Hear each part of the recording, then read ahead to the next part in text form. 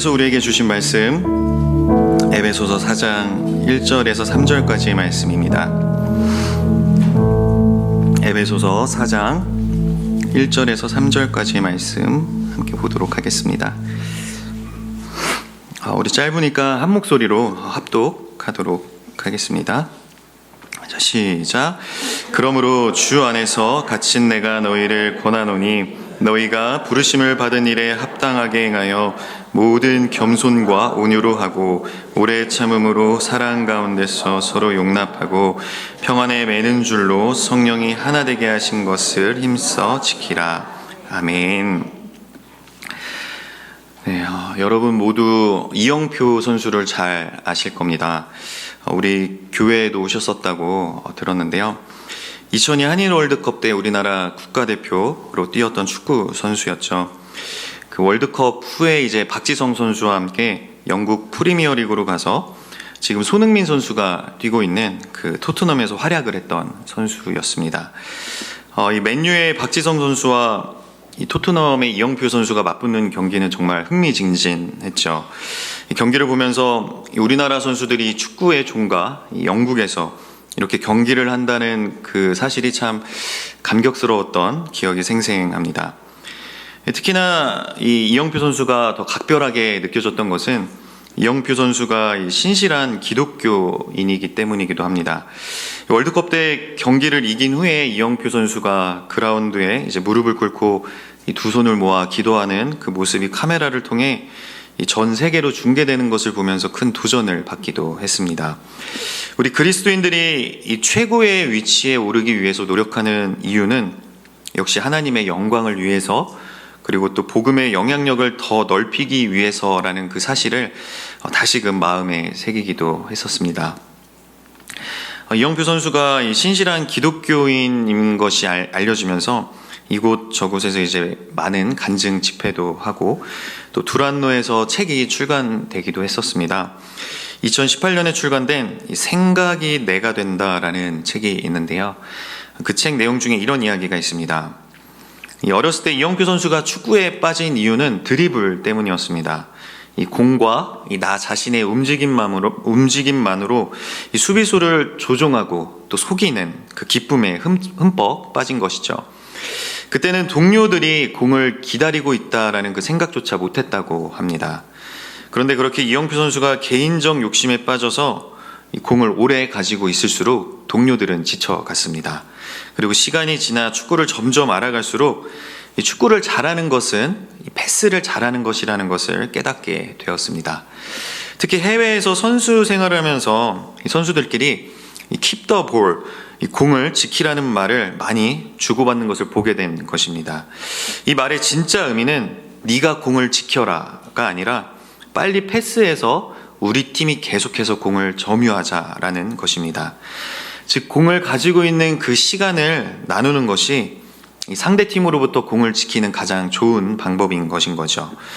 축구는 22명의 선수가 90분 동안 하는 경기니까 산술적으로 보면 한 선수가 개인적으로 공을 점유하는 시간은 2분 30초 정도에 불과합니다.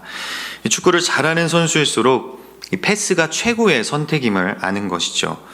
드리블은 패스할 곳이 없다고 판단이 될 때 쓰는 마지막 카드라고 이영표 선수는 이야기를 하더군요.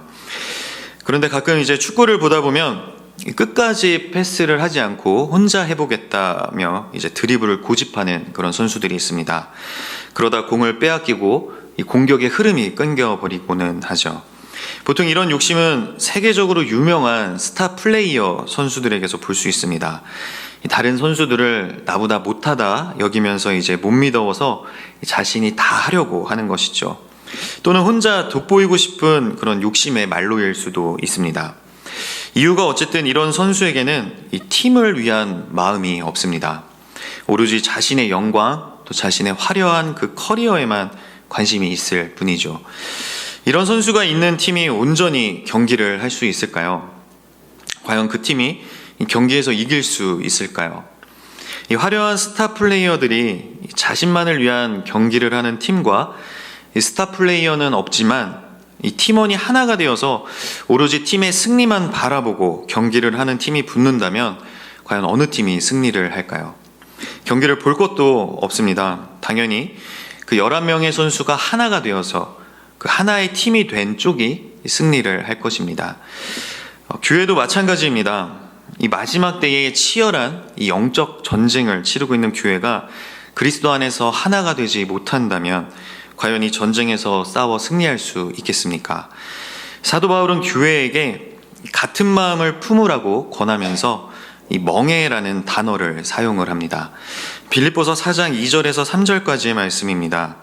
내가 유오디아를 권하고 순두개를 권하노니 주 안에서 같은 마음을 품으라. 또 참으로 나와 멍에를 같이 한 내게 구하노니 복음에 나와 함께 힘쓰던 저 여인들을 돕고 또한 글레멘드와 그 외에 나의 동역자들을 도우라. 그 이름들이 생명책에 있느니라. 아멘. 당시 이 멍에를 같이 하다라는 이런 표현은 주로 콜로세움이나 올림픽 경기에서 사용이 되던 관용 표현이었습니다. 이 콜로세움에서 한 팀이 되어 목숨을 걸고 싸우던 이 검투사들은 자신의 등 뒤를 동료들에게 믿고 맡겨야 했습니다. 그렇게 하나가 되어 이 목숨을 걸고 싸웠던 검투사들은 멍에를 같이 했던 것입니다. 올림픽에 참가해 함께 경기를 치르는 팀도 마찬가지입니다. 우승을 바라보며 하나가 되어 달려나가야만 승리를 할 수 있었던 그들은 함께 멍에를 맨 것처럼 이 팀워크를 맞춰야만 했습니다. 이 사도 바울이 빌립보 교회 성도들에게 이 멍에를 같이 했다고 말한 것은 이 교회 역시 검투사들처럼 또 올림픽 경기를 치르는 팀처럼 하나가 되어야만 했기 때문입니다. 오늘 우리가 함께 읽은 이 본문에서 말씀하고 있듯이 교회가 그리스도 안에 거하고 또 그리스도의 충만함에 이르려면 먼저 부르심에 합당하게 행하며 성령께서 하나 되게 하신 것을 힘써 지켜야만 합니다. 그것이 합당한 일이기 때문입니다. 오늘 본문 1절 말씀을 보겠습니다. 그러므로 주 안에서 갇힌 내가 너희를 권하노니 너희가 부르심을 받은 일에 합당하게 행하여. 하나님께서는 예수 그리스도 안에서 새로운 하나님의 백성 곧 교회를 창조하셨습니다. 하나님은 우리를 하나된 거룩한 새 백성인 교회로 부르셨죠. 교회인 우리는 이 부르심에 합당하게 행해야만 합니다. 간혹 착각을 하는 사람이 있습니다. 여러 종교가 있고 또 여러 신들이 있는 가운데 내가 기독교를 선택했다라고 생각을 하는 것이죠. 하지만 우리는 분명히 알아야 합니다. 우리가 하나님을 택한 것도 아니고 사람이 하나님이란 개념을 만들어낸 것도 아닙니다. 사도 바울은 에베소서 1장 4절에서 6절까지 말씀에 이렇게 기록합니다. 곧 창세 전에 그리스도 안에서 우리를 택하사 우리로 사랑 안에서 그 앞에 거룩하고 흠이 없게 하시려고 그 기쁘신 뜻대로 우리를 예정하사 예수 그리스도로 말미암아 자기의 아들들이 되게 하셨으니 이는 그가 사랑하시는 자 안에서 우리에게 거저 주시는 바 그의 은혜의 영광을 찬송하게 하려는 것이라. 아멘. 하나님께서 창세 전부터 우리를 택하셨으며 우리로 사랑 안에서 그 앞에 거룩하고 흠이 없게 하시려고 그 기쁘신 뜻대로 우리를 예정하셨습니다. 그리고 예수 그리스도로 말미암아 우리를 하나님의 자녀로 삼아 주셨습니다. 하나님께서 우리를 택하고 예정하사 우리를 부르신 것이지 결코 우리가 하나님을 선택한 것이 아니라는 사실을 분명하게 기억해야 합니다. 또 한 가지 부르심에 대해 우리가 짚고 넘어가야 할 것이 있습니다. 하나님은 우리를 우리 개인의 구원 차원에서만 부르신 것이 아니라는 것입니다. 물론 하나님과의 1대1 관계는 무척 중요합니다. 다른 사람의 믿음이 나를 대신 구원해 줄 수 있는 것이 아니죠. 모태신앙으로 믿음 생활을 시작했다 할지라도 그 부모님의 믿음이 날 구원해 줄 수는 없습니다. 하지만 하나님의 부르심은 단지 이 개인의 차원에서만 머물지를 않습니다. 이 부르심을 받은 이라고 번역된 이 에클레데테가 이 교회라는 뜻의 에클레시아와 어근이 같다라는 점에서 분명하게 드러나는 것처럼 이 부르심을 받은 이 사람들은 개인적으로 고립된 상태에서 부름받은 것이 아니라 예수 그리스도의 구속사역으로 말미암아 형성된 이 교회 공동체의 일원으로 부름을 받은 것입니다. 이 사실은 단지 헬라어 원어의 어근만 갖고 알 수 있는 것이 아니라 이어지는 말씀을 통해서도 알 수가 있습니다. 2절에 기록하고 있는 겸손과 온유, 오래 참음, 사랑, 서로 용납함과 같은 이 거룩한 성품들은 모두 다 다른 사람들과 관계된 이 공동체 안에서 필요한 것들입니다. 단지 하나님과 개인적인 차원에서만 부르심을 받았다면 굳이 필요하지 않은 덕목들이죠. 에베소서 4장 11절과 12절을 읽어보면 우리가 개인적으로 부르심을 받은 것이 아니라 이 교회라는 공동체의 일원으로 부르심을 받았다는 사실을 더욱더 분명하게 알 수가 있습니다. 11절과 12절 말씀을 한번 보겠습니다. 그가 어떤 사람은 사도로, 어떤 사람은 선지자로, 어떤 사람은 복음 전하는 자로, 어떤 사람은 목사와 교사로 삼으셨으니 이는 성도를 온전하게 하여 봉사의 일을 하게 하며 그리스도의 몸을 세우려 하심이라. 아멘. 이 기록된 말씀처럼 우리가 감당하는 이 모든 일은 예수님을 머리로 하는 그리스도의 몸된 이 교회의 정체성과 깊은 관련이 있습니다. 따라서 우리는 부르심과 관련해 이 두 가지를 잘 기억해야 합니다. 하나는 하나님께서 우리를 부르셨다는 것, 또 하나는 그리스도의 몸인 이 교회라는 공동체의 일원으로 우리를 부르셨다라는 것입니다. 이 부르심은 오직 예수 그리스도를 통한 그 하나님과의 관계로서 우리는 그 관계 안에서 하나님의 풍성한 복을 누릴 수가 있습니다. 어떤 복을 풍성하게 누릴 수 있는지 사도 바울이 에베소서 1장에서 3장까지 언급하면서 그 모든 복들을 찬송을 했습니다. 그 중에 두드러지는 복은 다음과 같습니다. 죄에 대한 속박에서 구속하신 것, 또 그리스도와 함께 부활과 높아지심에 참여하는 것, 새로운 생명, 하나님께 가까이 감, 구속받은 몸에 결합되는 것, 하나님 은혜의 복된 소식으로 세상을 채우는 사명 등입니다. 우리는 예수 그리스도로 인해 정말 엄청난 복을 누리게 된 것입니다. 그래서 사도 바울은 에베소서의 후반부라고 할 수 있는 이 4장의 시작을 그러므로라는 단어로 시작을 하고 있는 것입니다. 부르심을 받고 이런 풍성한 복을 누리게 되었으니 그에 합당한 삶을 마땅히 살아야 한다라는 것이죠. 그렇다면 그 부르심을 받은 일에 합당하게 행한다는 것이 과연 무엇일까요? 사도 바울은 이어지는 2절 말씀에서 우리가 어떤 삶을 살아가야 하는지 말씀하고 있습니다. 오늘 본문 2절 말씀입니다. 모든 겸손과 온유로 하고 오래 참음으로 사랑 가운데서 서로 용납하고. 앞서 말씀드렸듯이 하나님은 성도를 그분과의 사적인 관계로 부르신 것이 아닙니다. 다른 성도들과 함께하는 그 공동체의 삶으로 부르시기 때문에 우리는 마땅히 겸손과 온유로 하고 오래 참음으로 사랑 가운데서 서로 용납해야만 하는 것입니다. 그것이 공동체를 그리스도 안에서 하나로 온전히 세워나가기 위해 반드시 필요한 덕목들이기 때문입니다. 가장 먼저 사도 바울은 겸손과 온유에 대해 이야기를 하고 있습니다. 이 두 가지는 함께 갈 수밖에 없는 상호 보완적인 덕목입니다. 겸손하지 않은 사람이 온유할 수가 없고 또 온유하지 않은 사람이 겸손할 수 없기 때문입니다. 흔히 온유함이라고 하면 기백과 용기가 없거나 연약함을 상징하기도 합니다. 그래서 이 온유함을 마치 나약하기 때문에 어쩔 수 없이 굴복하는 그런 온순함으로 여겨서 부끄러워하거나 또 하찮게 여기는 경향이 있습니다. 이 진정한 온유의 의미를 모르기 때문에 그러는 것이죠. 이 온유함이란 이 강함을 절제함으로써 나타나는 부드러움을 의미합니다. 당장 칼을 뽑아서 휘두를 수 있음에도 불구하고 칼을 칼집 안에 그대로 넣어두는 것, 그것이 바로 온유입니다. 예수님은 천지를 창조하신 하나님과 동일한 본체이시죠. 예수님 역시 전지전능하신 분이십니다. 언제든지 마음만 먹으시면 하늘의 천군과 천사를 동원해서 무력을 사용하실 수도 있으셨습니다. 그런데 예수님은 그 칼을 칼집에서 뽑지 않으십니다. 우리를 위해 빌라도에게 재판을 받으신 후에 이 채찍질과 조롱, 온갖 수모를 다 겪으셨습니다.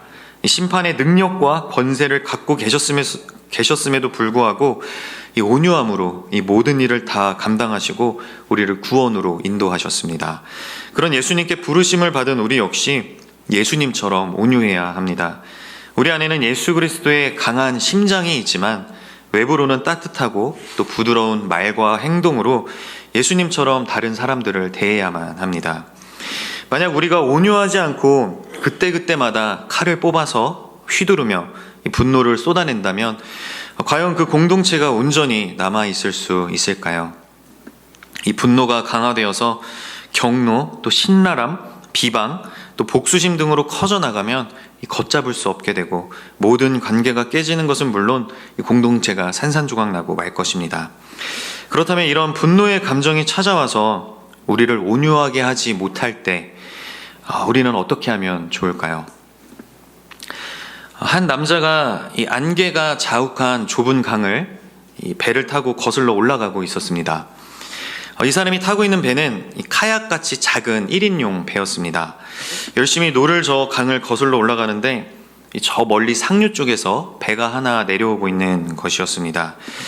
이 안개가 자욱해서 잘 보이진 않았지만 그 배가 그대로 내려온다면 이 자신의 배와 부딪힐 것 같아서 그 배를 향해 외쳤습니다.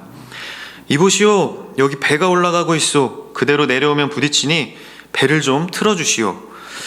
그런데도 이 상대방은 들은 대꾸도 안 하고 계속해서 자신을 향해 내려오는 것이었습니다.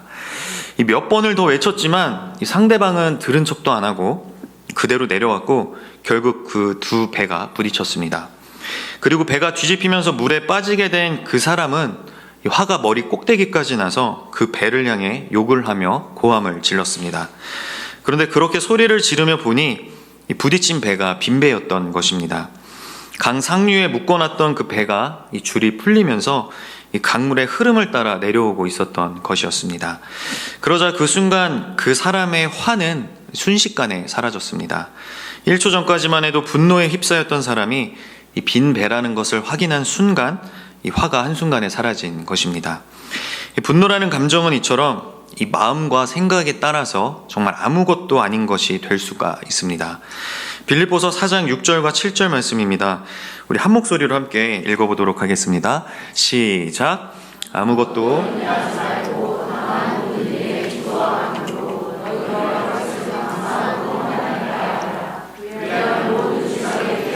하나님의 평강이 그리스도 예수 안에서 너희 마음과 생각을 지키시리라. 아멘. 가장 우선적으로 우리가 해야 할 것은 모든 지각에 뛰어난 그 하나님의 평강이 그리스도 예수 안에서 우리의 마음과 생각을 지켜주시기를 기도하고 간구해야 한다는 것입니다. 우리는 우리의 힘으로 이 마음과 생각을 지킬 수가 없습니다. 연약한 인간이요 또 죄인이기 때문이죠. 우리의 타락한 본성과 이 죄성이 끊임없이 우리의 마음과 생각을 흔들고 또 무너뜨립니다. 그러므로 우리는 우리 안에 계시는 이 성령님께 간절히 간구해야 합니다. 우리의 연약하고 이 타락한 마음과 생각을 지켜달라고 말이죠. 그리고 불쑥불쑥 올라오는 나의 혈기와 나의 의를 십자가에 못 박고 오직 예수 그리스도로 살아가게 해달라고 기도해야 합니다. 여러분들도 잘 아시는 갈라디아서 2장 20절은 이렇게 말씀합니다. 내가 그리스도와 함께 십자가에 못 박혔나니 그런즉 이제는 내가 사는 것이 아니요 오직 내 안에 그리스도께서 사시는 것이라. 아멘. 나는 죽고 내 안에 오직 예수 그리스도께서 사실 때 우리는 분노의 감정을 다스리고 예수님처럼 온유해질 수가 있습니다. 이렇게 기도하고 간구하는 한편 우리가 삶 가운데서 실제적으로 노력할 수 있는 부분은 또 노력을 해야겠죠. 이 분노의 감정이 올라올 때마다 우리가 떠올리면 도움이 되는 생각이 있습니다. 바로 내가 틀렸을 수도 있다라는 것입니다. 아까 말씀드렸던 배를 타고 강을 거슬러 올라가던 사람 이야기를 다시 떠올려 볼까요? 강을 거슬러 올라가던 그 사람은 이 상류에서 내려오는 그 배에 당연히 사람이 타고 있을 것이라고 생각을 했습니다. 당연히 그럴 것이라 생각하고 이 화를 냈던 그 사람이 빈배라는 것을 안 순간, 즉 자신이 틀렸다는 것을 깨닫는 순간 화는 사라져 버렸습니다. 이처럼 내가 틀렸을 수도 있다는 생각으로 스스로를 돌아보는 것, 이것이 바로 겸손입니다. 겸손하지 못한 교만한 사람이나 오만한 사람을 보면 언제나 자신이 옳죠. 다른 사람들은 다 틀렸고 자신만 맞다고 주장을 합니다. 모든 것을 다 아는 척하고 자신이 잘못 알고 있는 것이나 틀린 것은 결코 인정하려 들지 않습니다. 오히려 자신의 잘못을 지적하는 사람들에게 되려 화를 내곤 하죠. 결국 온유함은 내가 틀렸을 수도 있다는 생각으로 겸손하게 행동하는 사람들에게만 깃들 수 있는 덕목입니다. 겸손과 온유는 자연스럽게 한 쌍을 이룬다고 할 수가 있겠죠. 겸손한 사람이 자신의 개인적 감정들을 하찮게 여기듯이 온유한 사람은 자신의 개인적 권리들을 하찮게 생각하기 때문입니다. 그것들은 자신을 마음이 온유하고 겸손한 자라고 묘사하신 그 예수님의 그 성품에서 완벽하게 균형을 이룬 채 발견됩니다. 마태복음 11장 29절 말씀입니다. 나는 마음이 온유하고 겸손하니 나의 멍에를 메고 내게 배우라. 그리하면 너희 마음이 쉼을 얻으리니. 아멘. 겸손이 무엇인지 우리에게 제대로 본을 보여주신 분이 계시죠. 바로 겸손의 왕 예수 그리스도입니다. 예수님은 하나님과 동등하신 분임에도 불구하고 스스로를 낮추어 인간이 되셨습니다. 그리고 죄인인 우리를 구원하시기 위해 대신 십자가에 못 박혀 죽으심으로 겸손의 극치를 보여주셨습니다. 몸의 본능을 거슬러 하나님의 뜻에 순복하는 것이 이 겸손의 핵심이라는 것을 예수님을 통해서 우리는 알 수가 있습니다. 그런 예수님의 은혜로 말미암아 구원을 얻게 된 우리는 날마다 나의 자아, 나의 본성, 나의 혈기와 같은 몸의 소욕을 부인하고 예수님처럼 하나님의 뜻에 순복하여 겸손한 왕의 통치를 받는 그런 겸손한 백성이 되어야만 합니다. 베드로전서 5장 5절은 또 다음과 같이 말씀합니다. 다 서로 겸손으로 허리를 동이라. 하나님은 교만한 자를 대적하시되 겸손한 자들에게는 은혜를 주시느니라. 아멘. 이 겸손으로 허리를 동이다라는 이 표현은 이 겸손의 앞치마를 두르라는 것입니다. 이 베드로가 이 표현을 쓸 때 이 베드로는 분명 요한복음 13장에 기록된 이 세족식 장면을 떠올렸을 것입니다. 요한복음 13장을 보면 예수님께서 제자들의 발을 씻겨주시는 그 장면이 기록되어 있는데요. 예수님께서 제자들의 발을 씻겨주시기 전에 이 수건을 허리에 두르셨음을 알 수가 있습니다. 요한복음 13장 4절과 5절 말씀입니다. 저녁 잡수시던 자리에서 일어나 겉옷을 벗고 수건을 가져다가 허리에 두르시고 이에 대하에 물을 떠서 제자들의 발을 씻으시고 그 두르신 수건으로 닦기를 시작하여. 그렇게 수건을 허리에 두르시고 이 제자들의 발을 씻겨주신 주님은 너희들의 주요 또 선생인 내가 너희들의 발을 씻겨주었으니 너희들도 서로의 발을 씻겨주라고 말씀을 하셨습니다. 주님이 수건을 허리에 두르심으로 겸손이 무엇인지 보여주셨던 것처럼 우리는 겸손으로 허리를 동여야만 합니다. 이 겸손을 앞치마처럼 두르고 허리를 굽혀서 다른 사람의 발을 씻어줘야 합니다. 이것이 부르심을 받은 일에 합당하게 행하는 일입니다. 한 가지 주목할 것은 오늘 본문 2절 말씀에서 이 사도 바울은 겸손과 온유 앞에 이 모든이라는 말을 붙이고 있다라는 것입니다. 어떤 상황에서든지 또 언제든지 이 겸손과 온유로 행하라는 것이죠. 우리가 주일에만 교회에 나와서 이 겸손과 온유의 앞치마를 두르고 이 나머지 날에는 그것을 다 벗어던져 버리면 안 된다라는 것이죠. 우리는 어느 곳에 있든지 또 무엇을 하든지 또 어떤 사람을 만나고 상대하든지 상관없이 언제나 겸손으로 허리를 동이고 온유함으로 대해야 합니다. 이것이 우리의 기본적인 그런 기질과 또 성품이 되어야만 합니다. 영국의 청교도이자 정치가 또 군인인 올리버 크롬웰은 다음과 같이 말했습니다. 그리스도의 사랑으로 내가 여러분을 권고합니다. 여러분은 잘못을 저지를 수 있는 가능성이 있다는 것을 명심해야 합니다. 여러분 모두가 이러한 마음가짐으로 예수님처럼 이 겸손의 앞치마를 두르시기를 바랍니다. 언제 어디에서 누굴 만나든 겸손과 온유함으로 그리스도의 향기를 풍기시기를 축복합니다. 다음으로 살펴볼 덕목은 오래 참음으로 사랑 가운데서 서로 용납하는 것입니다. 이 오래 참음으로 번역된 이 원어의 의미를 보면 이 분노로부터 거리가 먼 감정, 즉 분노를 자제할 수 있는 감정을 가리킵니다. 이 감정은 하나님의 성품을 나타내는 데 사용된 아주 중요한 단어입니다. 로마서 2장 4절 말씀입니다. 혹 내가 하나님의 인자하심이 너를 인도하여 회개하게 하심을 알지 못하여 그의 인자하심과 용납하심과 길이 참으심이 풍성함을 멸시하느냐. 아멘. 죄송합니다.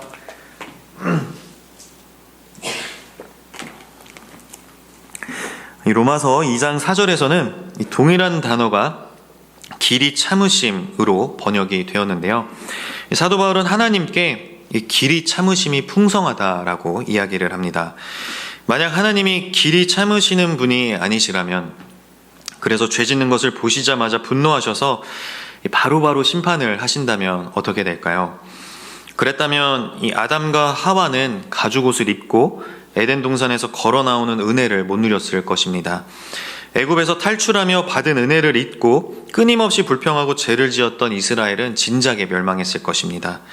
자기 소견에 옳은 대로 마음껏 행했던 이 사사시대의 이스라엘과 또 다른 나라의 우상을 숭배했던 이 왕정시대의 이스라엘 역시 역사에서 진작에 사라졌을 것입니다. 그리고 늘 다시 죄의 유혹에 넘어져 허우적거리는 연약한 우리 역시 그 구원의 과정 중에서 탈락하고 하나님의 자녀라는 신분을 계속 유지할 수 없었을 것입니다. 하나님께서 우리를 위해 그렇게 오래 참아주셨는데 우리가 다른 형제와 또 자매들에게 사소한 것 하나 참지 못하고 분노를 쏟아낸다면 하나님께서 우리를 어떻게 생각하실까요? 부르심을 받은 우리는 하나님께서 우리에게 그러셨던 것처럼 우리 역시 서로에게 오래 참아야 합니다. 그것이 부르심을 받은 자로서 합당한 모습인 것입니다. 이 오래 참는다는 것은 또 오랫동안 믿고 기다려주는 것을 의미하기도 합니다. 교회에서 공동체 생활을 하다 보면 아직 신앙이 연약하여서 미숙한 모습을 보이시는 분들이 계시기도 합니다. 보통 신앙생활을 막 시작하신 초신자 분들에게서 이런 모습을 볼 수가 있기도 하죠. 그런 모습을 접할 때 우리는 결코 그런 분들의 모습을 보면서 손가락질하거나 답답해서는 안 됩니다. 왜냐하면 나 역시 그랬기 때문입니다. 아니 어쩌면 지금도 여전히 우리에게 똑같은 모습이 있을 수도 있습니다. 그런 우리를 하나님께서는 오래 참으시면서 우리가 그리스도의 장성한 분량이 충만한 데까지 이를 수 있도록 그때까지 믿고 또 기다려주고 계십니다. 언제부터 기다려주셨을까요? 에베소서 1장 4절은 이렇게 시작을 합니다. 곧 창세 전에 그리스도 안에서 우리를 택하사. 이 창세 전이라는 것은 하나님께서 온 우주를 창조하시기 이전부터라는 것을 의미하죠. 세상을 만드시기도 전에 그곳에서 살아갈 우리를 택하고 예정하신 분이 하나님이십니다. 하나님께서 얼마나 오래 참으시며 또 기다려 주셨는지 아시겠죠? 창세 전부터 우리를 그리스도 안에서 택하신 하나님은 우리가 하나님께로 하루속히 돌아오기를 그 오랜 시간 참고 기다려 주셨습니다. 그 사실을 우리가 분명히 기억한다면 우리 역시 믿음이 부족하고 또 영적으로 성숙하지 못한 그 지체들을 오래 참고 기다려 줄 수 있을 것입니다. 이 바닷가에 있는 돌들을 보면 하나같이 다 둥글고 매끈매끈합니다. 오랜 세월 파도에 쓸리며 깎이면서 그렇게 된 것이죠. 처음부터 그렇게 둥글고 매끈했던 것은 아니었습니다. 그런데 어느 날 그 가운데 울퉁불퉁하고 모가 난 돌이 찾아왔다고 해서 오래 참아주지 못하고 손가락질하며 또 답답해하면 되겠습니까? 나에게도 저렇게 울퉁불퉁하고 모가 났던 그런 시절이 있었다는 사실을 기억하고 그 돌이 은혜의 파도를 잘 맞을 수 있도록 자리를 내어줘야 하지 않겠습니까? 하루아침에 둥글고 매끈한 돌이 되는 것은 아닙니다. 오랜 시간 참고 기다려주며 이 자리를 내어주고 함께 그 파도를 맞아주는 것, 그것이 바로 부르심을 받은 자가 하나님 앞에서 합당하게 행하는 모습일 것입니다. 그렇게 오래 참고 기다려줄 때 비로소 우리는 서로를 용납할 수가 있습니다. 서로를 용납하는 이 상호 인내가 없다면 어떤 집단도 하나가 될 수가 없습니다. 서로를 용납한다라는 것은 다른 사람을 있는 그대로 받아들이고 이해하는 그런 관대함을 의미합니다. 다양한 성격과 신앙 색깔을 갖고 있는 수많은 사람들이 모인 곳이 바로 교회입니다. 그렇다 보니 교회 안에는 나와 다른 생각, 또 나와 다른 삶의 방식을 가진 지체들이 참 많습니다. 이런 상황 속에서 나와 전혀 다른 그 상대방을 겸손과 온유와 오래 참음으로 서로 용납하지 않는다면 그리스도의 한 몸된 교회는 결코 유지될 수 없을 것입니다. 여기에서 우리가 주목해야 할 것은 바로 이 사랑 가운데서 서로 용납을 하는 것입니다. 이 사랑은 부르심을 받은 자가 합당하게 행해야 할 이 덕목 중에 최종적인 자질로서 이 앞에 나온 이 네 가지를 포괄하며 이 모든 미덕의 절정이자 또 총합이 됩니다. 골로새서 3장 14절은 다음과 같이 기록합니다. 이 모든 것 위에 사랑을 더하라. 이는 온전하게 매는 띠니라. 아멘. 이 사도 바울은 이 사랑을 온전하게 매는 띠다라고 이야기를 합니다. 사랑한다는 것은 결국 이 적극적으로 다른 사람들을 위하여 또 공동체의 유익을 위해서 살아가게 만드는 그런 원동력이 되기 때문입니다. 사랑이 있어야 겸손과 온유와 또 오래 참음과 서로 용납하는 것이 가능해집니다. 사랑하는 자녀를 생각해 보면 더욱 쉽게 이해가 될 것입니다. 어린 자녀와 함께 놀아줄 때 근엄하게 뒷짐을 지고 어른스럽게 놀아주는 부모님은 없을 것입니다. 아이 수준에 맞게 목소리도 변하고 또 말투도 변하죠. 아이의 눈높이에 맞춰 함께 장난감을 갖고 놀며 그 수준으로 낮아져야만 합니다. 이것이 겸손이죠. 아이 앞에서 알아도 모르는 척하고 또 할 수 있음에도 불구하고 못하는 척하고, 이처럼 아이를 사랑하면 자연스럽게 그 아이 앞에서 겸손해질 수가 있습니다. 뿐만 아니라 사랑하는 자녀가 어린 나이에 서툴게 행동하면 그렇게 또 사랑스럽고 귀여울 수가 없습니다. 그런 서툰 행동으로 인해 비록 실수를 하더라도 우리는 분노하지 않고 그 아이 앞에서 온유할 수가 있습니다. 그 어떤 실수를 할지라도 그 아이를 사랑하는 부모는 모든 것을 다 용납해 줄 수가 있습니다. 그리고 그 아이가 성장해서 그런 실수를 하지 않을 때까지 얼마든지 오래 참으며 기다려줄 수가 있죠. 결국 사랑한다면 그 사랑 안에서 우리는 겸손과 온유, 또 오래 참음과 서로 용납함을 이루어 갈 수가 있습니다. 사랑이 있어야만 공동체가 온전하게 하나로 묶일 수가 있는 것이죠. 오늘 본문 2절에서 이 사랑으로 번역된 이 아가페는 자신의 이기적인 감정을 충족시키는 그런 욕망적인 사랑이 아닙니다. 다른 사람을 위해 자신을 희생하는 그런 이타적인 사랑을 의미합니다. 하나님께서는 그 사랑이 어떤 사랑인지 독생자 예수 그리스도를 내어주심으로써 우리에게 친히 보여주셨습니다. 예수님께서는 우리를 너무나도 사랑하셔서 이 땅에 육신을 입고 겸손의 왕으로 내려오셨습니다. 그리고 우리를 구원하시기 위해 그 모진 고초를 온유함과 오래 참음으로 다 감당하셨죠. 또 사람을 창조하신 창조주께서 이 피조물에게 죽임을 당하실 만큼 우리를 사랑으로 용납해 주셨습니다. 그런 엄청난 사랑을 받은 우리는 당연히 주님께 받은 그 사랑 그대로 다른 사람들에게 흘려보내야 마땅합니다. 하지만 그렇게 큰 사랑과 은혜를 입었음에도 불구하고 왜 다른 사람들을 위해 겸손해야 하고 또 온유해야 하며 또 오래 참고 서로 용납해야 하는지 납득이 안 되는 분이 계실지도 모르겠습니다. 가족이야 가족이니까 사랑한다고 하지만 왜 교회에서까지 다른 사람들을 이렇게 사랑해야만 하는 것인지 혹시 쉽게 받아들이기 힘든 분 계신가요? 사도 바울은 에베소 교회 성도들에게 또 오늘날을 살아가는 우리들에게 왜 굳이 힘들게 이 겸손과 온유와 또 오래 참음과 사랑 가운데서 서로 용납하라고 이렇게 강권하고 있는 것일까요? 오늘 본문 3절에 그 답이 있습니다. 우리 본문 3절 말씀 우리 한 목소리로 함께 읽어보겠습니다. 시작.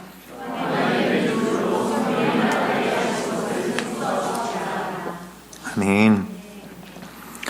성령께서 우리를 하나 되게 하신 것을 힘써 지켜야 하기 때문입니다. 이 말씀을 통해 우리가 먼저 분명하게 짚고 넘어가야 할 것이 있습니다.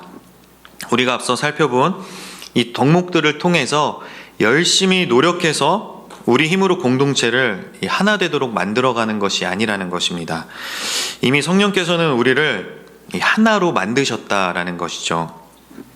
이 하나됨을 새롭게 창조하는 것이 아니라 이미 하나로 되어 있는 것을 지켜야 한다는 것입니다. 이 말은 곧 성령께서 우리 각자에게 내주하심으로 인해 전혀 다른 우리가 이미 하나가 되었음을 의미하기도 합니다. 에베소서 2장 18절 말씀입니다. 이는 그로 말미암아 우리 둘이 한 성령 안에서 아버지께 나아감을 얻게 하려 하심이라. 생긴 것도 다르고 자라온 환경도 다르고 생각하는 것도 전혀 다른 우리가 이 하나 될 수 있는 이유는 우리가 한 성령 안에 있기 때문입니다. 사도 바울은 또 에베소서 2장 21절과 22절에서 다음과 같이 말씀합니다. 그의 안에서 건물마다 서로 연결하여 주 안에서 성전이 되어가고 너희도 성령 안에서 하나님이 거하실 처소가 되기 위하여 그리스도 예수 안에서 함께 지어져 가느니라. 아멘. 교회가 존귀하고 영광스러운 이유가 바로 여기에 있습니다. 성령 안에서 하나가 되고 예수 그리스도 안에서 함께 지어져 가기 때문입니다. 이 세상에 그 어떤 단체와 조직도 결코 하나가 될 수가 없습니다. 이 금전적 이익이라는 같은 목표를 추구하여 모인 회사에서도 결코 하나가 될 수가 없죠. 다른 사람을 짓밟고 올라서는 그 경쟁 속에서 조금만 이해관계가 틀어지면 어제의 동료가 오늘은 언제든지 적이 될 수 있는 곳이 회사입니다. 한 뜻으로 모인 정당은 어떻습니까? 여야 할 것 없이 이 국정은 돌보지도 않고 자기들끼리 싸우며 사분오열하고 있지는 않습니까? 심지어 혈연으로 이루어진 이 가족 공동체조차 하나가 되기가 힘듭니다. 돈 문제로 깨지는 가정이 얼마나 많이 있습니까? 그런데 피 한 방울 섞이지 않은 사람들끼리 하나가 되는 공동체가 바로 교회입니다. 이 세상 사람들은 보게 됩니다. 그 어디에서도 하나가 될 수가 없는데 이 교회 공동체는 하나가 되는 것을 말이죠. 이를 통해 세상 사람들은 하나님 나라가 어떤 곳인지를 보게 되는 것입니다. 또한 성령 안에서 하나가 되고 예수 그리스도 안에서 함께 지어져가는 그 교회를 보면서 이 만물을 통일되게 하시려는 하나님의 그 구원 경륜을 깨닫게 되는 것이죠. 그런 의미에서 교회는 만물을 통일되게 하시는 하나님의 경륜 속에 맺힌 첫 열매라고 할 수가 있습니다. 지금 이 자리에 있는 우리 역시 성령 안에서 하나가 되고 또 예수 그리스도 안에서 함께 지어져 가고 있음을 믿습니다. 우리 눈에는 보이지 않지만 우리는 모두 성령께서 줄로 묶어 두셨습니다. 오늘 본문 3절에서 매는 줄로 번역된 이 헬라어 원어를 보면 이 둘 이상의 노예나 죄수를 이 쇠사슬로 결박하는 것을 의미하는 단어임을 알 수가 있습니다. 사도 바울이 이 단어를 사용했다는 것은 우리가 하나님의 부르심 안에서 결코 벗어날 수 없는 이 운명 공동체라는 것을 의미하죠. 골로새서 2장 19절에서는 이 단어가 힘줄이라는 단어로 사용이 되기도 했습니다. 골로새서 2장 19절 말씀입니다. 머리를 붙들지 아니하는지라 온몸이 머리로 말미암아 마디와 힘줄로 공급함을 받고 연합하여 하나님이 자라게 하심으로 자라느니라. 매는 줄로 사용되었던 이 단어가 이렇게 힘줄로 번역이 되었다는 것은 우리가 힘줄로 연결되어 있는 한 몸과 같은 공동체라는 것을 의미하기도 합니다. 그런데 이 머리 되시는 그리스도 아래에서 각 지체가 되어 한 몸을 이루고 있는 우리가 사랑으로 서로를 용납하지 못하고 다투고 분열한다면 어떻게 될까요? 그리스도의 몸을 찢는 행위요, 이 성령께서 하나로 만들어 놓은 것을 깨뜨리는 것이 되는 겁니다. 이 성령이 하시는 일을 방해하는 것이죠. 이것은 정말 큰 죄악이 됩니다. 마태복음 12장 31절은 이것이 얼마나 큰 죄가 되는지 우리에게 분명하게 경고를 합니다. 그러므로 내가 너희에게 이르노니 사람에 대한 모든 죄와 모독은 사하심을 얻되 이 성령을 모독하는 것은 사하심을 얻지 못하겠고, 일명 성령 모독죄 또는 성령 회방죄라고 하죠. 성령을 모욕하고 성령으로 하여금 역사하지 못하도록 계획적으로 방해하는 죄, 또 명백하게 드러난 이 성령의 역사임에도 불구하고 이를 계속 부인하고 대적하는 이런 악한 언행, 또 성령의 구원 역사를 고의적으로 방해하거나 핍박하는 것, 또 하나님의 뜻에 순종하지 않고 거역하는 것, 또 성령을 사칭하여 자신의 이익을 추구하는 것 등이 이 죄에 속하게 됩니다. 이 죄는 사함받지 못한다고 말씀하셨을 만큼 큰 죄악이 됩니다. 그렇게 우리는 성령께서 하나 되게 하신 것을 힘써 지켜야만 합니다. 하나가 된다는 것이 쉽지는 않죠. 하지만 하나님께로부터 부어지는 그 넘치는 사랑 안에서 우리가 마음을 같이하여 같은 사랑을 가지고 이 뜻을 합하여 한 마음이 된다면 이 성령 안에서 이미 하나로 메어주신 그 평안의 줄이 더욱더 견고하게 묶일 것입니다. 또 한 가지 우리가 서로 하나가 되어야 하는 이유는 예수님께서 죽으시면서까지 서로 간에 막힌 담을 허무셨기 때문입니다. 에베소서 2장 14절 말씀입니다. 그는 우리의 화평이신지라 둘로 하나를 만드사 원수된 것 곧 중간에 막힌 담을 자기 육체로 허시고, 예수님께서 십자가에 달려 죽으심으로 말미암아 우리의 죄 문제를 해결해 주셨죠. 예수님 덕분에 하나님과 우리 사이에 죄로 인해 그 막혀 있었던 그 담이 허물어졌고 우리는 하나님의 자녀가 되었습니다. 그리고 전혀 상관없이 남이었던 우리가 주 안에서 형제 자매가 되었죠. 예수님의 죽음은 우리가 하나님과 하나가 되게 하셨고 우리 서로가 하나가 되게 하셨습니다. 그런데 만약 우리가 하나 되지 않고 다투고 또 분쟁한다면 예수님의 죽음을 헛되고 또 하찮은 것으로 만드는 꼴이 되고 마는 것입니다. 얼마나 예수님께 부끄럽고 또 죄송스러운 모습입니까? 우리 각자가 교회 공동체에서 어떤 역할을 맡았든 우리는 분열을 야기하기보단 최선을 다하여 그리스도 안에서 이 공동체가 하나 되기를 추구하며 그 연합을 힘써 지켜야만 합니다. 물론 교회 안에서도 교인들 간의 긴장이 발생할 수 있습니다. 그럴 때는 지나친 확신으로 자기 의견만 피력한다거나 상대를 험담하면서 이 관계를 무너뜨린다거나 혹은 앙심을 품고 공격하며 문제를 더 크게 만들어 나가지 않도록 조심해야 합니다. 하나님 앞에서 기도하며 내가 틀릴 수도 있다는 생각으로 상대방의 말을 겸손하게 경청한 후 온유하게 대답하며 인내하는 마음으로 용서함으로써 서로를 세워주어야만 합니다.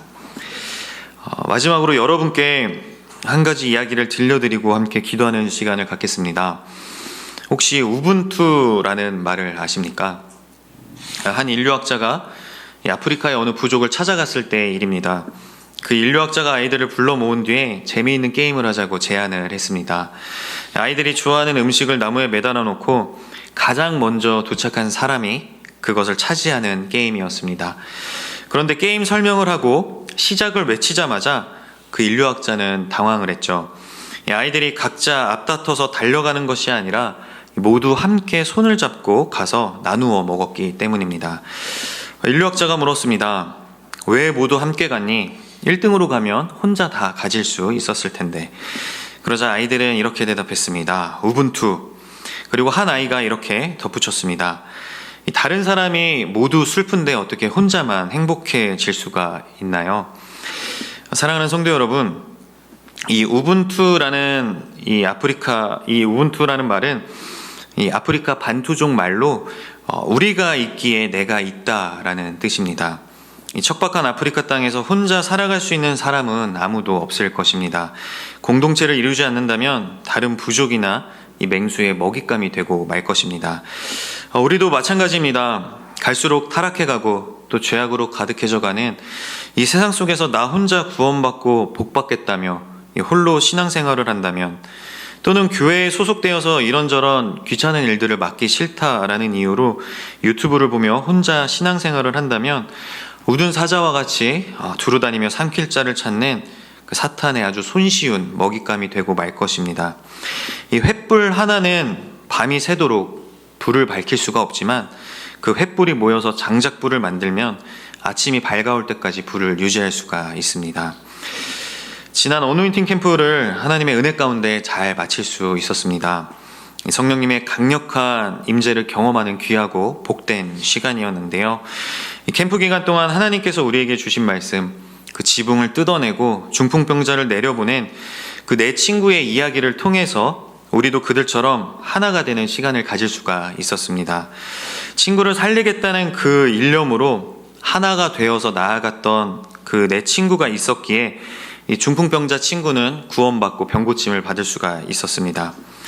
우리에게도 예수님께 데리고 나가야 할 수많은 영혼들이 있습니다. 들것에 이 나라와 민족, 더 나아가 이 열방을 싣고 주님께로 나아가야 할 사명이 우리에게는 있습니다.